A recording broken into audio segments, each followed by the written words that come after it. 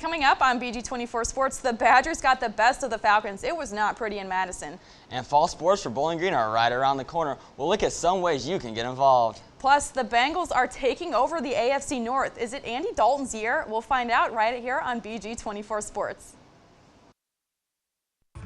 It's un-Falcon believable coverage that you won't get anywhere else. This is BG24 Sports. Welcome back to BG24 Sports. I'm Terry Lash. And I'm Katie Warnke. The Big Ten, I'd say they are out some revenge against the Falcons this Saturday. Bowling Green going into the game off of a huge win against Indiana. The only problem? Melvin Gordon.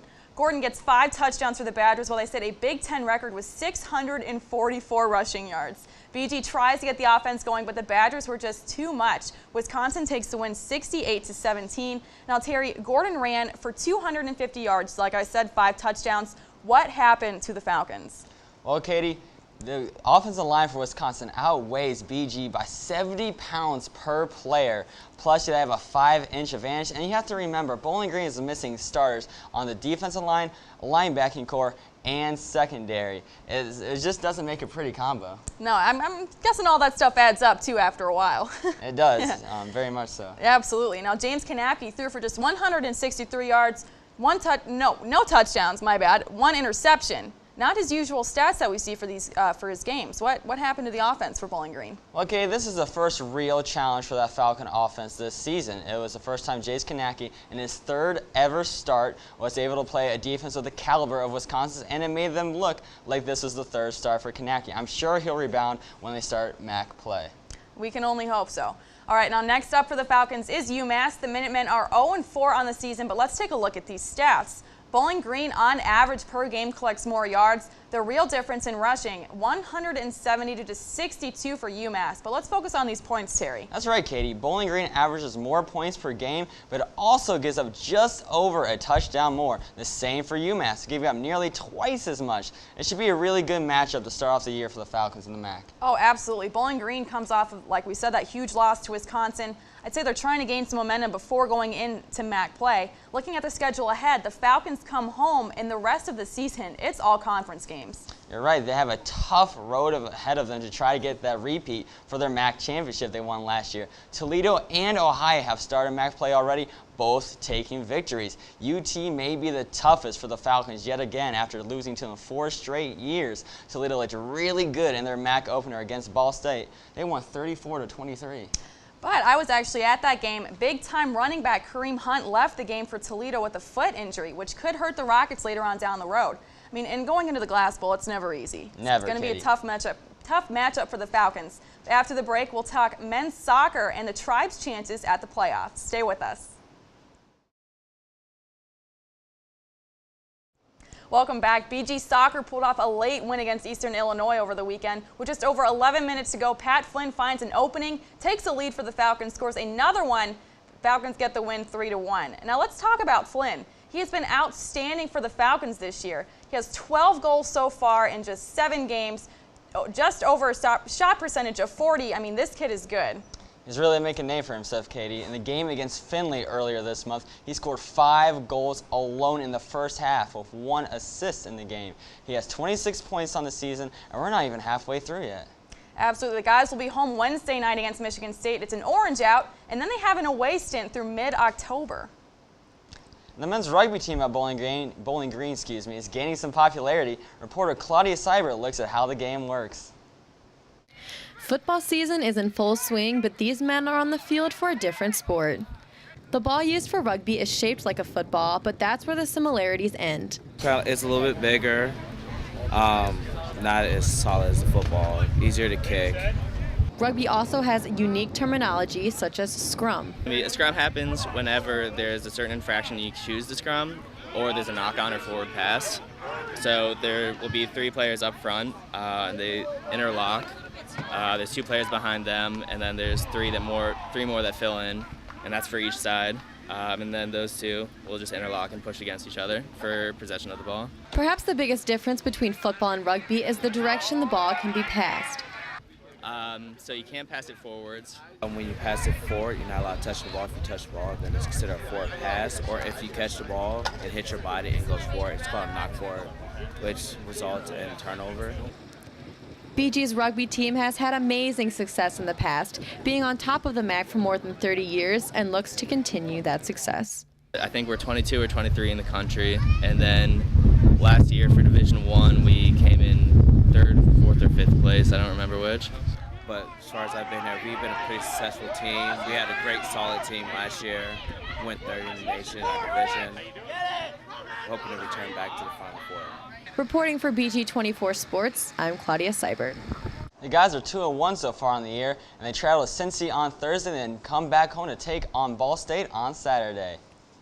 And the MLB regular season is in its last inning. Kansas City got some revenge on Detroit, winning on Sunday. The Tigers still take the series though, and the bats came out for the Indians as they get Game 3 against the Twins 7-2. In the NL, the Reds are trying to salvage any part of their season. They beat the Cardinals 7-2 as well. Is your team going to be playing in October or watching from the couch like the rest of us? Here are your latest standings. That's right, the race for the wild card is on. It's a close one in the American League. Seattle just a game and a half back. Cleveland has slim chances with just under a week to go, but anything can happen. Now looking at the National League, this one, it's pretty set. The Brewers 4.5 out. It looks like the Pirates and Giants have it sealed. The Reds, not even close. They sit 12.5 back. It's been a rough season for Cincinnati. And the Tigers, they're leading their division. They will see October. The Indians now, what are the chances of them making it into the postseason, Terry? Well, Katie, they're not very good. They have a series against the Royals, and unless they can sweep the Royals in this series, they're going to fall out of the hunt completely, and their season will be over. Absolutely. And the Mariners, they have a start against Toronto, which will also put the Indians back more. But if if the Mariners lose, though, definitely got a shot. So what do you think needs to happen to keep the Indians alive? I think it has to be pitching. They know they got Kluber that they've been relying on all season long, but they just don't have enough at the back end of that rotation to keep them going to the postseason. It is now or never for Cleveland. Absolutely. I think it's been now or never for last half of the season for Cleveland. But when we come back, the NFL is underway, and one team is already in the talks for Super Bowl contenders. Find out who when we come back. Volleyball took it to Oakland for the Golden Grizzlies Invitational. Lost 2, but took the third game against Robert Morris. Paige O'Connor and Nicole Slimko had 20 kills each. The girls are 3-9 on the season. Terry, what can we expect for the rest of the year? I think you have to think about those young Falcon players like Nicole Slimko. The true freshman has been marvelous so far for the Falcons, always right up there at the top for kills. And she's really shown that even though she's just arrived at campus, she's a huge part of this team. And Coach Tomich has been using her expertly. Yep, and the Falcons open up MAC play this weekend as they travel to Akron on Friday and Buffalo on Saturday. The rest of the year is MAC play. Hopefully we'll see some wins from the ladies on the court in this half of the season. And for those who want to put on some knee pads themselves, intramural volleyball is a great way to get involved with sports on campus. Reporter Jasmine Burnett takes a look at the tryouts. As men's intramural volleyball begins the season, the team gives its players a home away from home. Jackson Jordan, like others, tried out for the team to be a part of a different family and atmosphere. I loved it. I came to practice with my roommate, and I loved the people. I loved the atmosphere. I liked playing volleyball. I was surprised. I think it's my favorite sport, honestly. I had no idea how awesome it would be. As tryouts begin, each player is given a number, and coaches are given a specific sheet to make note of each player as they go through tryouts. The tryouts were broken into different sections. How well a player served the ball, blocked in practice runs was what the coaches were looking for. As the team gets adjusted to new players, their overall goal is to win. Make friendships, have fun, have a great time, compete, win. Reporting for BG24 Sports, I'm Jasmine Burnett. If you're interested in learning more about intramural volleyball, go to the Rec and Wellness Center. It was a busy day in the NFL yesterday, a heartbreaking loss for Cleveland. The dog pound silent as Baltimore kicked a last-minute field goal to win it. The Lions banged up from some injuries. They looked just fine against the Packers, though. The defense angry, Detroit held the Packers to 1 touchdown, taking the win 19-7. Now the Bengals, coming as a surprise to some, they moved to 3-0 after a big win against Tennessee. They lead the division as we go into the standings. That's right, Katie. The Bengals lead the AFC North. Undefeated so far, the only team in the AFC undefeated. The Browns are bringing up the rear end in the AFC North at 1-2. Now we're going to move on to the NFC side of things as the Lions, just like the Tigers and their baseball counterpart of Detroit, take the #1 spot. The Vikings and the Packers both tied at the bottom. Now, Katie, the Bengals have started 3-0 for the first time in 8 seasons. What's been the key to their success? Defense. Definitely defense. The Bengals, they lost their offensive coordinator, their defensive coordinator over the offseason. They had great replacements who were already on the team with the Bengals before that. So definitely defense. They have a young mix of young and old in Leon Hall for cornerbacks, Denard, he's a rookie. So they get that leadership from the older players, and then they get to teach the younger players. So my key is definitely defense for the Bengals, and they have been all around solid on offense as well. Well, we got to talk about the Red Rocket. Andy Dalton received a 6-year, $115 million contract this offseason. Got a lot of criticism. Has he been playing up to his contract? He actually has. I did a little research, some stats. Looking at some of the top quarterbacks in their first 4 years, Tom Brady, Ben Roethlisberger, Peyton Manning, Andy Dalton's stats are right up there with the rest of those players. Dalton has 82 touchdowns so far, 50 interceptions, but Tom Brady, in his first 4 years, he had 97 touchdowns, 52 interceptions. So he's right on par with the top elite quarterbacks. That's crazy how it stacks up with some of the best of all time. Absolutely. And Katie, we're only 3 games into the season, so it's still early. But how do the Bengals stack up for the rest of the year? My predictions, I'm going to say they're going to go 11-5. They do have a tough schedule coming up. They go to New England again. Bengals beat New England at home last year. I think the Patriots going to be out for some revenge. They play the Panthers. They still have conference play, and the Steelers, the Browns, the Ravens, which are always tough games. Anybody can win in those. And then they play the Broncos too. Another really hard opponent for the Bengals to overcome. So I'm going to go with 11-5 overall.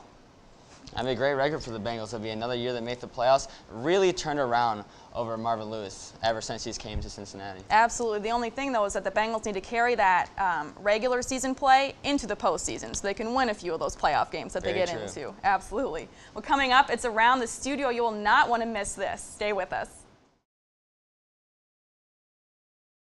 Welcome back. It's Around the Studio. How it works, I ask a question. Each person gets 20 seconds to answer. When your time is up, it's up. Your mic goes out. Next on.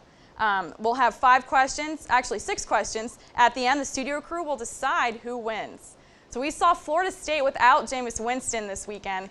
What is Florida State? Are they done without Jameis, or do they have a shot? Well, Katie, they're not done completely, but I think we can say the playoff hopes are completely dead for Florida State football if Jameis Winston is not their starting quarterback. Hopefully he can get his maturity issues under control because he is an unbelievable talent, and he would be a waste to not have out there on the field. But without Jameis Winston, Florida State's just not the same. Agree with my partner Terry over there. I'm more specific, or I'm just concentrating on what Jameson will be without Florida State. I think that he needs to get more better. I think he needs to mature. Whatever happened off court or off the field or whatever he did, I think that he needs to come back. He needs to get his head in the game, and he needs to play a little bit harder. See, I'm actually going to go a different route, guys. I don't think Florida State even has it. I don't think that they should be ranked #1 in the country. I mean, if you look at their schedule, they've played Oklahoma State, Clemson, Notre Dame, Louisville. That's really it. You go to Alabama, who's played Ole Miss, Texas A&M, Tennessee, LSU. SEC has so much more than the ACC. I don't even think Florida State should be in contention for anything. All right, next question now. Week 2 in NASCAR, Logano and Keselowski are in the clear. Early predictions, who wins the chase? I gotta go with my man, J Square J Money, Jimmy Johnson. He has 1, 2, 3, 4, 5, 6 titles. He has 1 for the thumb plus 1. He has the experience to get him through and win the NASCAR Cup Finals. Because without him and in this elimination process, who's going to beat Double J? I don't know. I don't know who's going to win. I really can't say. I don't know. This one is a hard one. Can I just agree with Terry? Can I just go ahead? Hey, Terry, I'm with you on this one, okay? Wherever you're at, I'm with you on this one. I believe in you. My guess is as good as yours. I'm with you. All right, well, I'm going to disagree with both of you. I'm totally going to go with Jeff Gordon or Brad Keselowski. Brad Keselowski has 5 wins. Joey Logano has 4. You got JJ, Dale Jr., Jeff Gordon have 3 wins each. Jeff he's been pretty consistent, though. He has 10 top 5 finishes throughout the year. I think JJ might win at Dover this coming weekend, though. So we'll see. All right, next question again. It was ugly on Saturday for Bowling Green. Are they done, or are they still in the clear to repeat 2013 MAC champions? The thing about Bowling Green football is, Katie, that they have an easy way to go in the East. Akron, the team that was supposed to challenge them, that came up second in the preseason coaches poll, hasn't looked very good either, but that MAC West is dominating. Toledo looks like they're firing on all cylinders, and BG is going to really have to get their run defense together against the Rockets. I think that the Falcons are going to take it again. I think that they're going to take it again. We've had a couple of miss and shakes and everything going on the field out there, but like I said, I talked to one of the football players, and he said, you know, once we lose, we can't put our head down and cry about it. We're going to come back harder. So I'm with them. I honestly believe that they can pull it off again. I'm rooting for them. I'm not so sure that the Falcons can pull it off again. I don't know. They've had that loss against Wisconsin. They did beat Indiana, but Indiana's not one of the top teams in the Big Ten. I'm not sure if they have what it takes. I guess we'll find out when they open up MAC play, though. Like Terry said, Toledo's going to be a really tough one. I just don't know if the Falcons can really pull it off. All right, we talked a little bit about the Bengals earlier. Are they actually Super Bowl contenders, or is it too early to tell? Too early to tell. Katie, we are in 3 weeks into the season. You can't tell anything that's going on in the NFL right now. A week ago, you would have said Adrian Peterson had a shot at a rushing title. Now we don't know if he's going to play another down for the Minnesota Vikings, so you can't tell. They look great. Don't get me wrong. The Bengals look phenomenal in the first 3 weeks of the season, but we don't know if they're Super Bowl contenders. I'll have to agree. I don't know if they're Super Bowl contenders either, but they are number 1 in AFC North. I'm liking that. I think a lot of fans are just like, let's go, we got this. I'm not sure if they can hold it off, like I said, but the teams that they have played, they've won, and I don't know. I'm not going to say I'm rooting for them. I'm not going to say you can't tell, but I don't know. See, I think I'm with you guys on this one. I'm not sure about the Bengals. With Andy Dalton's track record in the playoffs, too, I think it's safe to say that they have a good shot at winning the division, making the playoffs for sure. But Andy Dalton, he's not the strongest person in the playoffs. He has not been for years. So I just don't know. I don't know if I don't think they're Super Bowl contenders at all. All right, last question. Actually, second to last question. Johnny Manziel, he played this weekend against Baltimore. What does the future hold for Johnny football? Well, I think that we're going to have to wait on Johnny football. I think Hoyer the Destroyer has shown that he has every shot and every right to that starting quarterback role in Cleveland. He has done absolutely nothing to say otherwise. We saw that awesome play of Johnny Manziel on the sideline, but I think that highlights his whole career. He is a sideshow at this point. You can't throw him into the Wolves yet. I don't know about Mr. Manziel. I don't know. I think that they gave them so much hype, and now he has to live up to the hype. Whether he will live up to it or not, that's a question that everyone should be asking themselves. Can he do it? He probably could, but I don't know as to what the season will hold for him overall. See, I don't know about Johnny football, guys. He doesn't have a good track record off the field. I think if he was in a situation with Bill Belichick, though, he'd definitely get whipped into shape. I think the only thing stopping Manziel is his off-season antics, or off-season antics. He's not the smartest kid on the street. He's a good quarterback, though. If he has a chance, I think he could definitely prove himself. And we actually ended up skipping a question, so we're going to backtrack there. You see the Indians on the screen. Indians, they are 3.5 back in the wild card race. Do the Indians have a shot in making the playoffs? Katie, the Indians have about as much of a shot of winning as I have a shot at winning that division. The Cleveland Indians have no shot at passing the Detroit Tigers. That starting 3 rotation of Verlander, Scherzer, and Price, it is unmatched as a big 3 as starting pitchers goes in the MLB. It's Tigers all the way, baby. Well, I don't know. Last year they were able to pull off the second wild card spot. I'm not sure. Maybe they can hold it off. I don't know. Maybe they might beat the Tigers. Maybe the Tigers might be sitting last. You don't think so? I think so. I don't know. I'm not even going to say yes or no to this. I'm just going to be like, I don't know. Let's see what it brings, though. I definitely think that Cleveland, they might have a shot. I mean, if the Royals lose, if they can beat the Royals, and then if they can beat the Twins and say the Mariners lose their series, the Indians have a shot. And by the way, Terry, we were talking about making the playoffs. We weren't talking about winning the playoffs. So, yeah, I think the Indians definitely have a shot, though. I think we'll find out. But that is it for Around the Studio. It looked like Terry ended up winning. I call not fair on that one. I totally think I won that one. But when we come back, we'll have a final recap of the scores, and we'll also look at our game of the week. Stay with us. And here's a recap of the final scores from the weekend of play. Women's soccer fell to Butler, while the men's soccer team prevailed yet again, this time against the Eagles of Eastern Michigan. Volleyball drops 2 out of 3, while football struggles in Wisconsin. And in tennis, Maddie Adams brings home the singles flight title. But looking at this week now, the game of the week, it has to be men's soccer against Michigan State. The Spartans hold that 17 ranking in the NCAA, 4-1 on the season. Bowling Green sits at 6-1.